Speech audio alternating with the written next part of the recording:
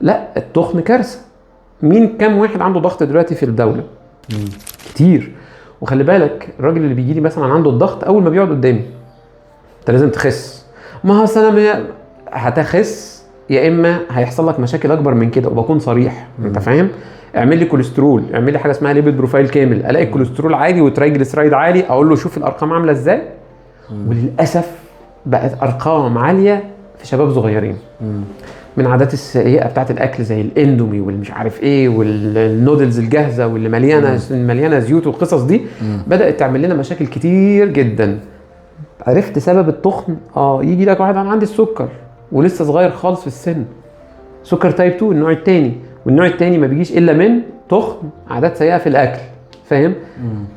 هنا طلع حاجه اسمها مقاومه انسولين. اصلا عندي مقاومه انسولين؟ مفيش حاجه اسمها مقاومه انسولين، مفيش الكلام ده. عن مقاومه الانسولين، مقاومه الانسولين عباره عن انت اكلت سكر كتير، فشويه الانسولين اللي عندك يعني الغلابه دول مش عارفين يهاجموا السكر الكتير. فقال لك ايه؟ شايف الانسولين مش قادر ايه يا ابني؟ انت عندك حصان حلو قوي بس حملت. يبقى الحصان السبب ولا التحميله هي اللي السبب؟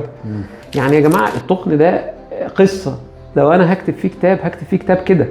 امراض كتير، السكتات الدماغيه والسكتات القلبيه، والناس اللي بدات دلوقتي تقول لك اصلا انا رجليا مش قادر امشي عليها، اصلا انا مش عارف ايه، ما بقيتش بشوف كويس، انا على طول حاسس انا مخنوق.